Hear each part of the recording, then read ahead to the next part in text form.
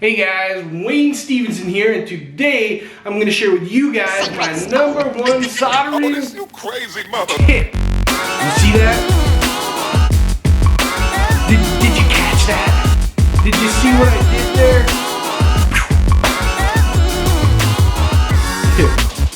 The doctor is in.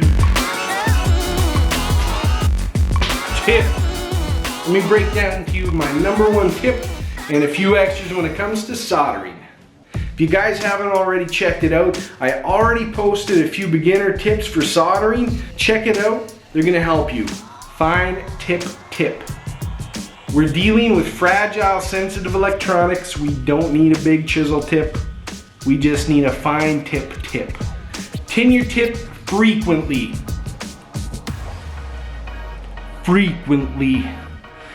Every chance you get, clean it, tin it, all the time.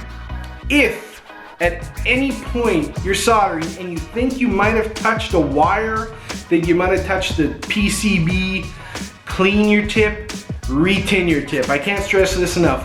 Even just a little bit. Even if you think you might not have, but you might have, and you're on the fence, clean your tip, tin your tip. Clean the damn tip.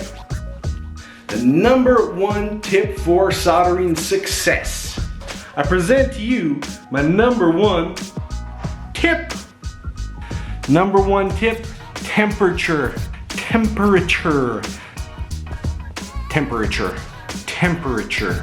Okay, so the #1 tip I can give you is solder iron temperature. There's no arguing that your solder is gonna melt at a much lower temperature than we're gonna solder at.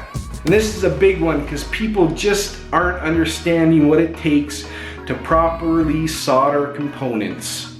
Most people understand that you can melt solder around 200 degrees Celsius, but what you need to realize, we're not just melting solder. We're soldering components together. And with that comes a few challenges, and the first main challenge is heat loss. Everything we're soldering is going to suck heat away from it. So while we're pumping heat into our soldering iron tip, the components, the wires, the PCB pads, the traces, they want to suck that heat away from it. And when you do that, you end up with cold joints if you don't compensate your temperature. Not only do you need to melt that solder, but you actually need to heat the components that you're soldering. So I solder about 400 to 450 degrees Celsius, which is about 750 to 850 degrees Fahrenheit, in that range there.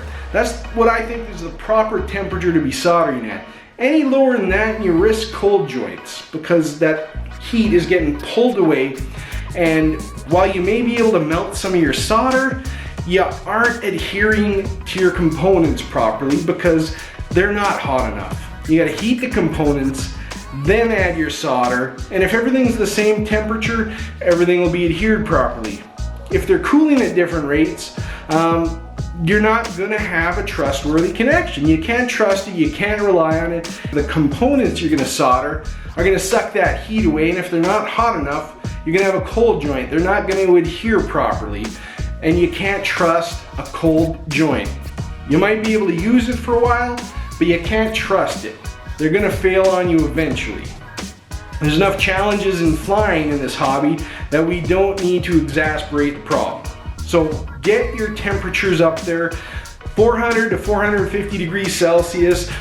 For those of you that go by Fahrenheit, you're looking at the ballpark of 750 to 850 degrees Fahrenheit. The main problem with soldering at a lower temperature is that you have to compensate for it by increasing your dwell time so that you can melt that solder properly.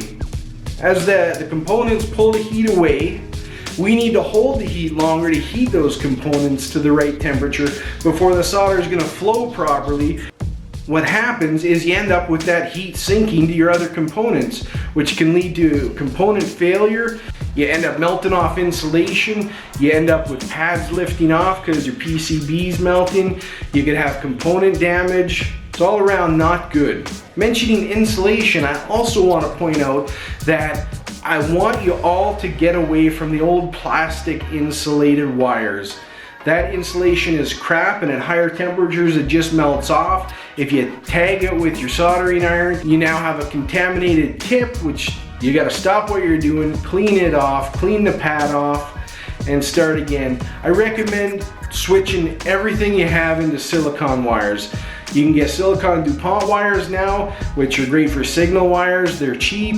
Video signal wires, small 5-volt lines, your grounds, all of those for your components like your cameras, your VTXs, your receivers. Switch all those to silicone wires. You're gonna do yourself a favor. And again, if any of my videos help you out, please make sure you like, subscribe, and hit that notification bell so that you can be notified every time I put a new video out, because I'm gonna try and pump out content for you guys. I love helping you guys, and I really appreciate that you guys are watching my videos. Thank you.